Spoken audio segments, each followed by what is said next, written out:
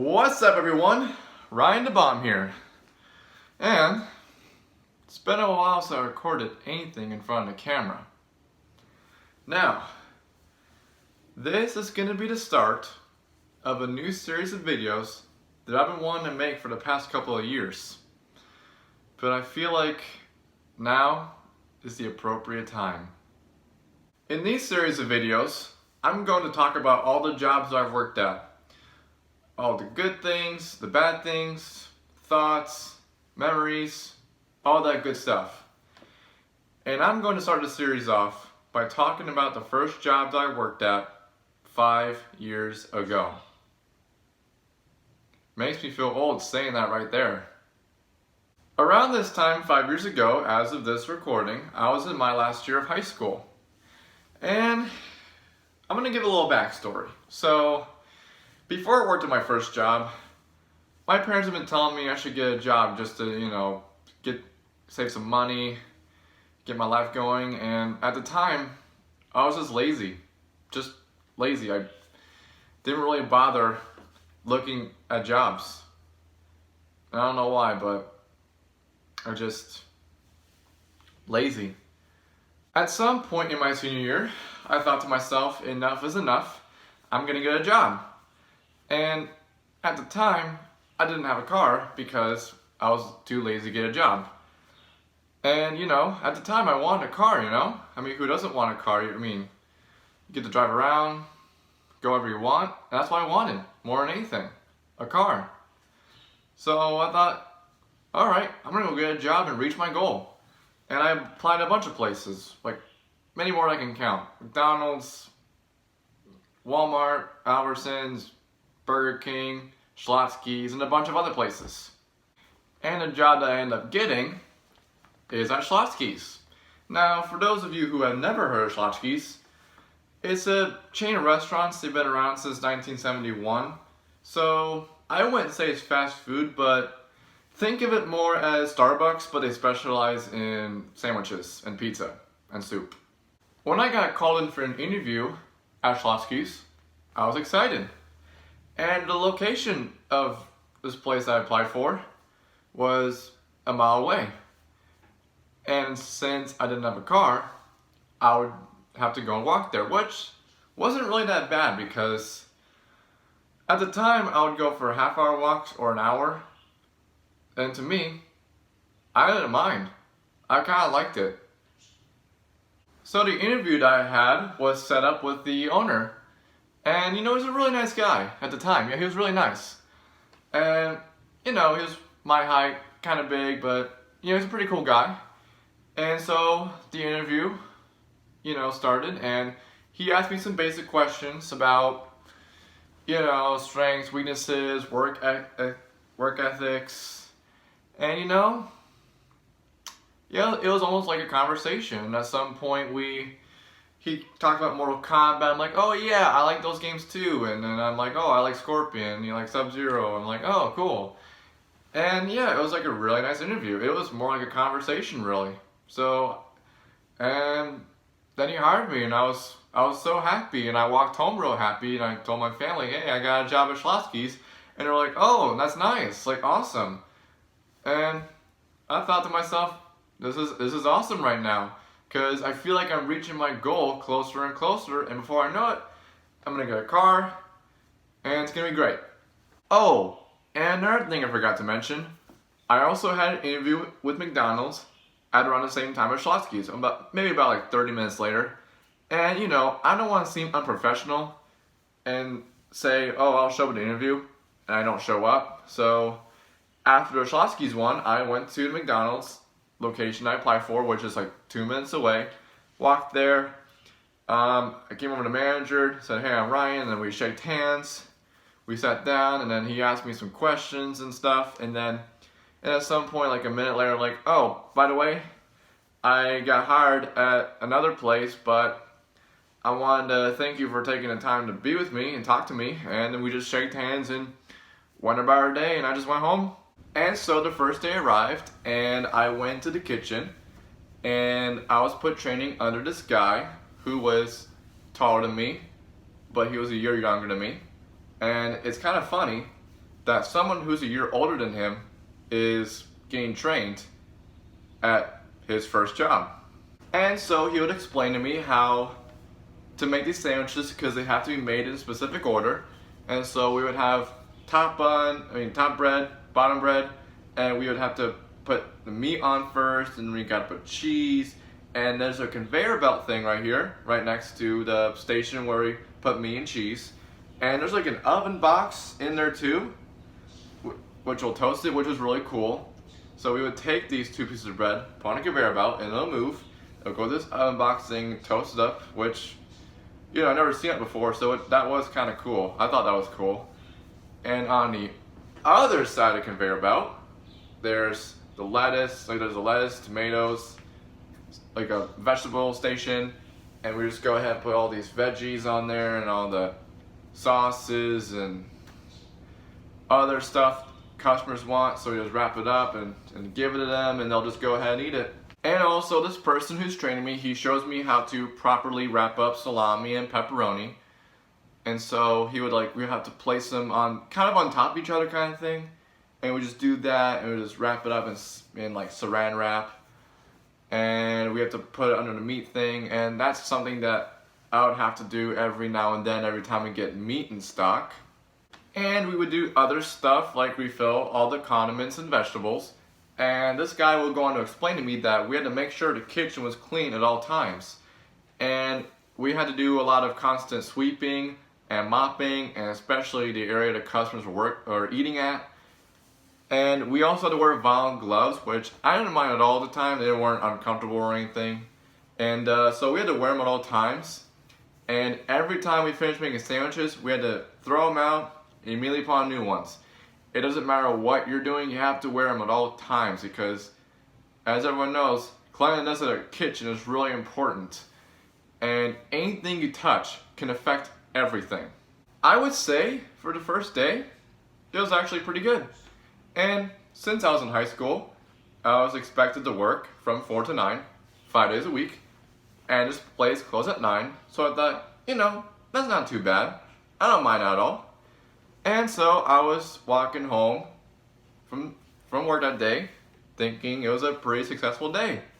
And I was kind of happy because I feel like I'm going to reach my goals this way and all that good stuff. And despite all the responsibilities and all that stuff, you know, it was a lot of information to process. Despite all of that, I feel like at some point it's going to be easy, I'm going to understand it, and I'm going to reach my goals, and can't wait for more. And so the days would go by, and I would continue to be trained on how to make the sandwiches and keeping up with cleaning standards. And another thing too that we were expected to know the menu. We were expected to have a vast knowledge of what's in the menu. Now, they're not going to expect you to know literally the entire menu, but things that were commonly sold, like the original sandwich or any of those other items, like a couple of other items that are common. So we would have guides on the stations, like what food item goes in what kind of sandwich.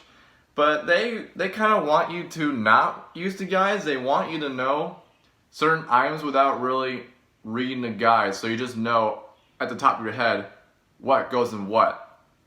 My struggle during my time at Schlotzsky's was, well, learn the menu. And the owner, he expected all of us to learn the menu real quickly, especially me. And it's kind of weird because some of these employees have been here longer than for a few months or a couple of years. And he told me, you know, it takes people 2 weeks to learn the menu. And I tried to explain to him, it might take me a little longer than 2 weeks because I was kind of struggling with making the sandwiches and stuff because I wasn't going fast enough, I wasn't learning quick enough from his point of view. And he basically said, if I don't learn the menu quick enough, something will be done. So I feel like that sounds like it kind of threatens my employment. And I was kind of worried at the time for it, and I don't know, it was just weird. And another struggle I had, which for some people is not a really big deal, was standing for 4 or 5 straight hours. I mean, the dress code was casual, so you could wear whatever shirt you want, whatever shorts, pants, shoes, but as long as it's not inappropriate. But I was wearing Vans shoes, and which I like Vans shoes, and holy crap, standing all day, holy moly, it was kind of awful, honestly, because you know, I was never in a position where I had to stand for 4 or 5 hours straight and just making sandwiches all day. Like, oh man. And then when I got home, I was like, oh, it's so nice to sit down. Like, it felt great to sit down because standing all day was kind of brutal.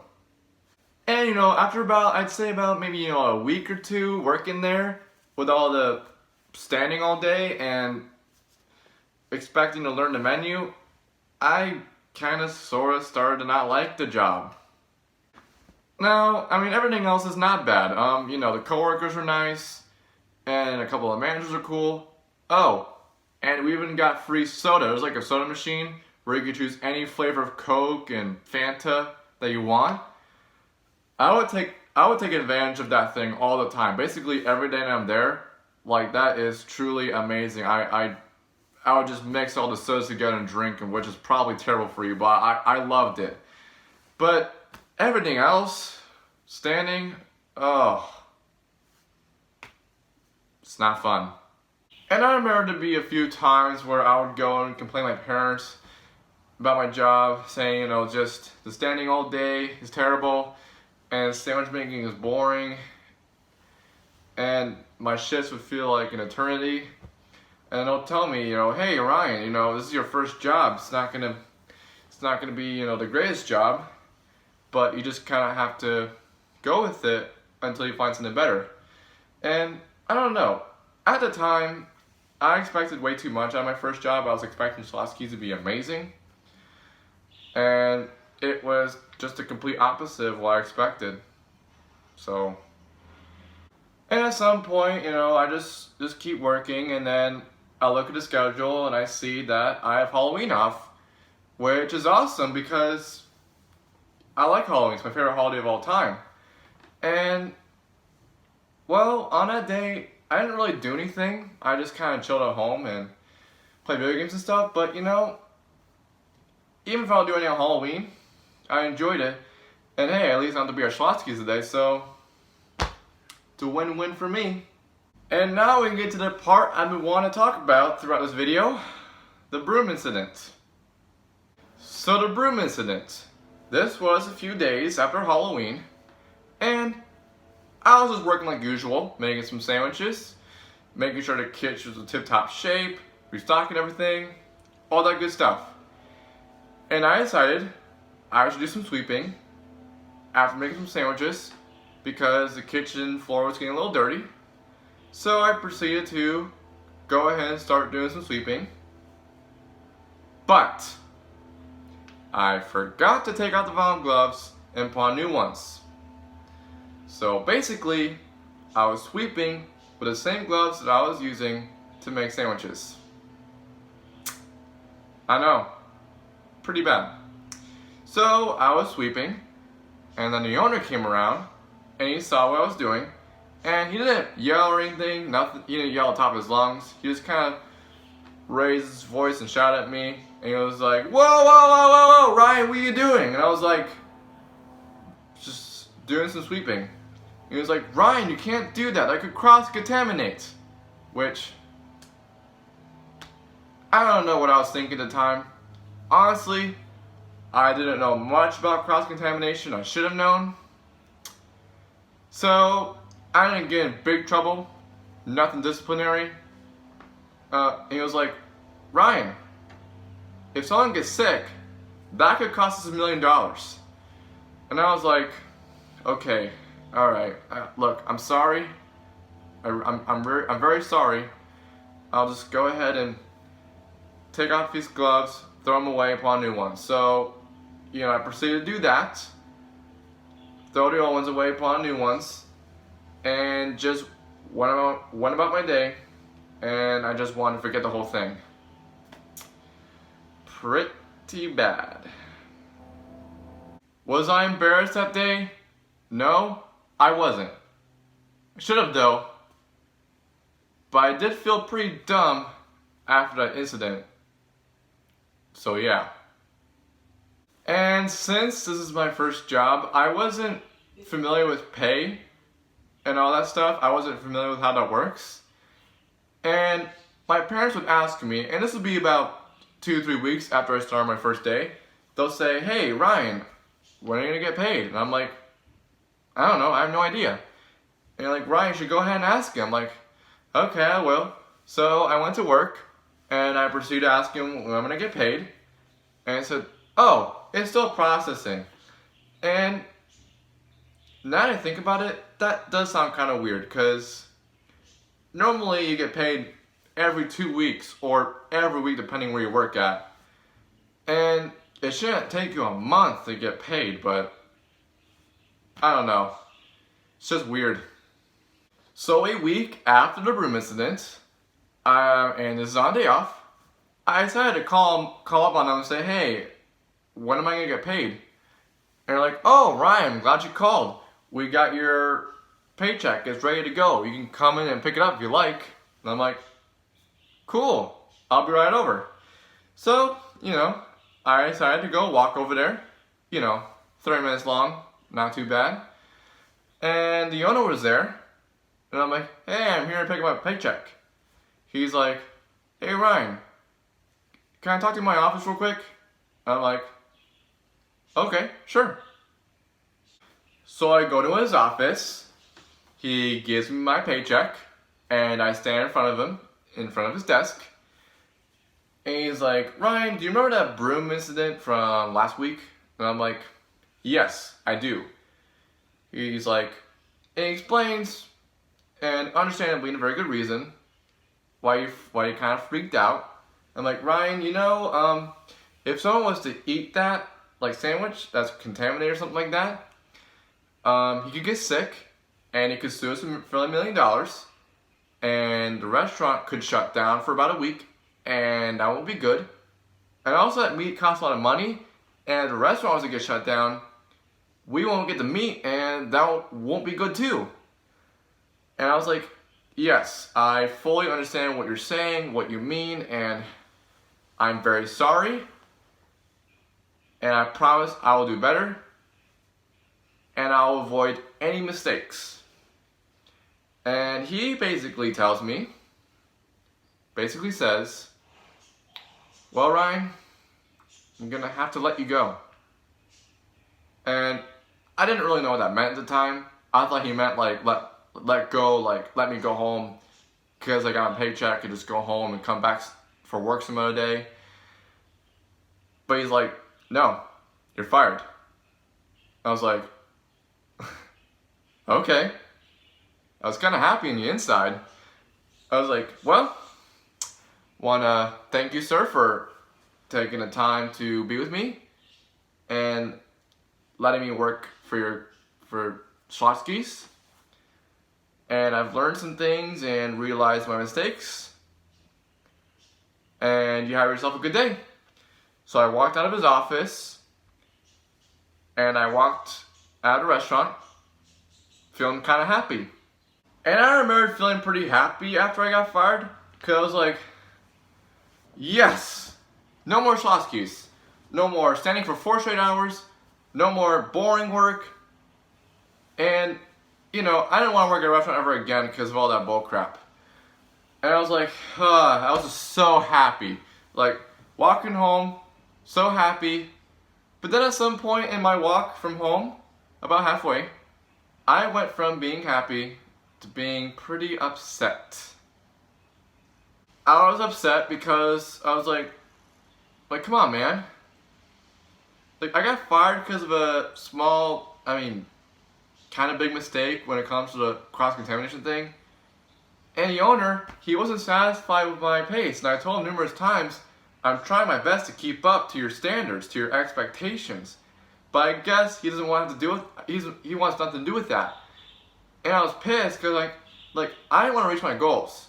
Because I was planning on working there for at least a couple of years. Like, I wanted to get a car. I wanted to save up to move out and all that stuff. and everything else. I'm like, it felt like it kind of ruined that for me. I'm like, I have goals. I want to reach them. And I remembered, and this is a while after I got fired, I'll be doing some job hunting. I'll be applying at a bunch of places, and I'll just get no luck. And I would just blame the owner, you know, for all this crap. I'm like, dude, should have kept me. Like, cause I have goals, and I want to reach those goals. That's what I want more than anything in the world. And my parents say, like, Ryan, just let it go. Just move on. Like, I don't get angry. I don't at all. I was not angry. I was just upset. I'm like, I just remember being upset at him. And it wasn't until a year later when I got another job, which I will talk about in the next job story video. What you guys think of this job story video? Did you like it? Did you not? Let me know in the comment section down below. I mean, hey, if you got a job story yourself, let me know in the comments too. Don't forget to like, comment, and subscribe for more awesome content. You have a good day, everybody. Ryan the Bomb out.